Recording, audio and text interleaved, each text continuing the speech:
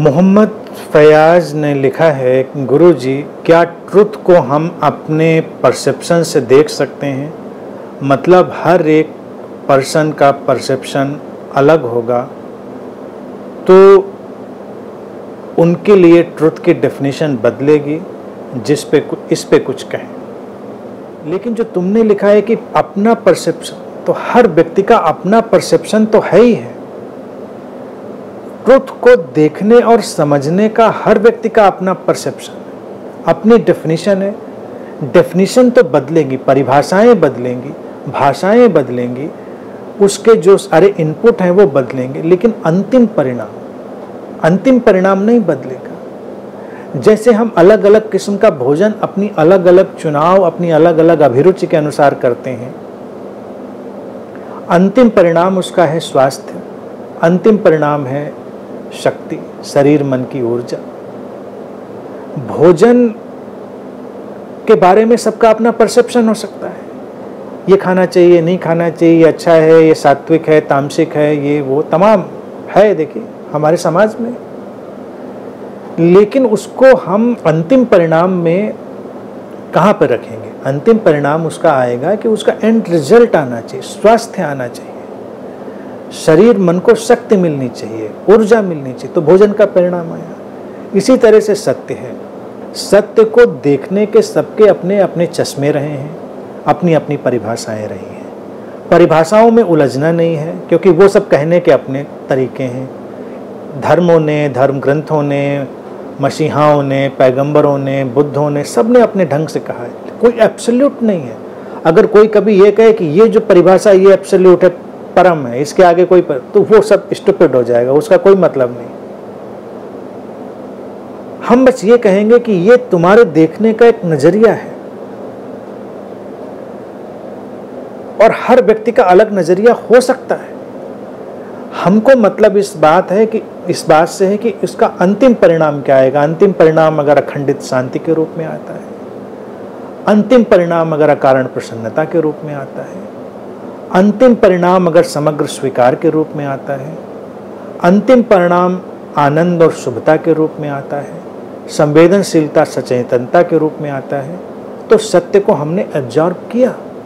अगर ये नहीं आया, वो अपने पीछे युद्ध लाया, हिंसा लाया, कुंठा लाया, ईर्ष्या लाया, दुख लाया, बेचैनी लाया, बिखराव लाया, अस्वीकार लाया, टूटन लाया, सब कुछ लाया, जो कुछ हमको परेशान करने के लिए काफ़ी है, तो फिर वो सत्य नहीं आया। परिभाषा कौन सी आई ये मायने नहीं रखता, हमें क्या लेना देना किसी परिभाषा से, और सबकी आज़ादी है कि वो उस ढंग से उसको देखें। यानी कोई उसका फॉर्मेट, कोई ढंग ढांचा नहीं बनाया जा सकता। अब जैसे देखो, कई लोगों को एक बड़ा बग पकड़े हुए होता है, स्पिरिचुअल बग मैं उसको कहता हूँ, आध्यात्मिक कीड़ा, ज्ञान इकट्ठा करने में लगे हैं। लेकिन ज्ञान का अंतिम परिणाम तो आना चाहिए ना। तो ज्ञान का अंतिम परिणाम वही है जिसकी मैं बार बार चर्चा करता हूँ, जिसकी बुद्ध चर्चा करते हैं, जिसके सारे गुरु चर्चा करते हैं। वो नहीं आया तो उसका कोई मतलब नहीं। कितनी परिभाषाएं किसने अपने अंदर उतारी हैं, इससे कोई अंतर नहीं पड़ता। कितने ढंग नजरिया लोग अपने साथ लेकर चल रहे हैं, इससे कोई अंतर नहीं पड़ता। ये सब भिन्न भिन्न होगा और होना भी चाहिए, क्योंकि लोगों में भिन्नता है। मनुष्य विकसित ही होता है भिन्न होकर। हम उसको एक ही रंग में रंगेंगे तो कभी भी सत्य प्रकट नहीं होगा। ऑर्गेनाइज्ड रिलीजन ने, जो संगठित धर्म रहे, उन्होंने क्या षड्यंत्र किया है कि उन्होंने एक ही रंग में रंगने की कोशिश की है, इसीलिए उसको परिभाषित करने की कोशिश की, डिफाइन करने की कोशिश की, उसको कमांडमेंट में बदलने की कोशिश करी है, उसमें रद्दो बदल की सुधार की गुंजाइश नहीं छोड़ी है, अपने नज़रिए को डालने का स्कोप नहीं रखा है, क्योंकि ऑर्गेनाइज्ड रिलीजन कहेगा नहीं देखो यही सच है, यही सत्य है, यही ट्रुथ है।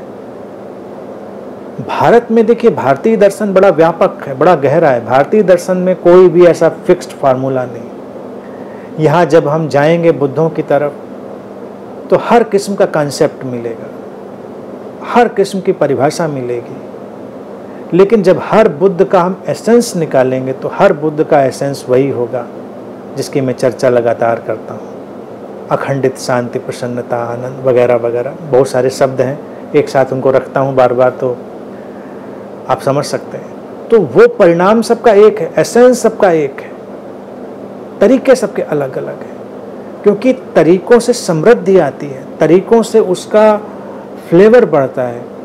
जैसे भोजन की ही बात हम कहें, भोजन और आध्यात्मिक यात्रा बहुत सिमिलर है, मिलती जुलती है। पूरे संसार में देखिए हमने भोजन पर कितना काम किया, कितना आविष्कार किया और कितने सुंदर सुंदर भोजन हमने निर्मित किए, कितने खूबसूरत, कितने स्वादिष्ट, आकर्षक। पूरे विश्व का आप अन्वेषण करें, इतनी डिशेज हमने इतना सब बनाया। क्यों? क्योंकि यही कुशलता है, यही क्रिएटिविटी है, यही सृजनात्मकता है, जरूरी है। लेकिन कोई भी भोजन हो, कोई भी उसका ढांचा, तरीका, रेसिपी कुछ भी हो, उसका अंतिम परिणाम तो एक ही होना चाहिए कि वो तुमको स्वस्थ बनाए, शक्ति दे, तुम्हारे शरीर मन को शांति दे, स्फूर्ति दे।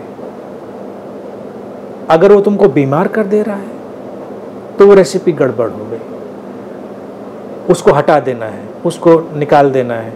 लेकिन जो तुमको अच्छा बना रहा है तो उसको तुम्हें देखना है। अब इतना इतना वैरायटी का जगत है, तो उस वैरायटी में तो कितना सौंदर्य है ना, क्रिएटिविटी है, इट्स गुड। तो कभी खाने को देख के हम नहीं पढ़ते कि इस झगड़े झंझट में कि भाई ये वाला खाना ऐसा क्यों, वो वाला खाना वैसा क्यों। हम तो हर उसका स्वागत करते हैं। तो मुझे लगता है एनलाइटनमेंट के एक्सप्लोजन के साथ ही ये जो रेसिपीज, क्यूजिन्स हैं, इनका एक्सप्लोजन हुआ। वो यूं ही नहीं रातों रात बन गए। कभी तुम सोच कर देखो, एक साधारण सा सब्जी भी जो साधारण सी बनती है, उसमें ही इतना मसाला और ये सब जो तीन तिकड़म पड़ता है, कितने दिनों में, कितने सैकड़ों हजारों साल में व्यक्ति सोच पाया होगा ये कॉम्बिनेशन इसमें भाई डालना है तो ये अच्छा लगता है। सोच के तो आज चूंकि हम जान चुके हैं तो आज हम एक्सपेरिमेंट कर सकते हैं इधर उधर। कभी सिंपल सी रेसिपी को जरा चिंतन करिए कि कितना इसमें दिमाग लगा होगा किसी को। अरे भाई ये मस्टर्ड ऑयल लाएं और फिर ये जीरा लाएं, फिर ये हल्दी लाएं, ये और इसमें ये, मतलब हैरान करने वाली बात है। ये क्यों, ऐसा क्यों बना होगा? सोचा होगा किसी ने, सैकड़ों हजारों साल ट्रायल एंड एरर एक्सपेरिमेंट हुआ होगा। वो उसके आंतरिक समृद्धि से निकला होता है। तो ये आध्यात्मिक समृद्धि और ये बाहरी समृद्धि ये एक ही जैसी, उसकी भिन्नता ही उसका सौंदर्य है।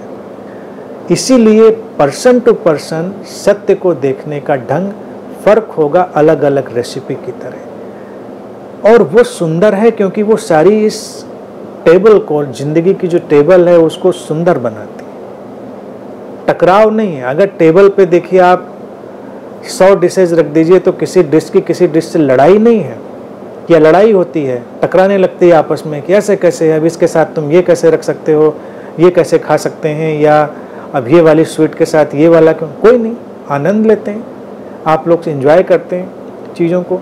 तो ऐसे ही ट्रुथ की टेबल होनी चाहिए जिस पर सारी रेसिपीज सजी हों, कोई ऑर्गेनाइज्ड रिलीजन का फंडामेंटलिज्म ना हो।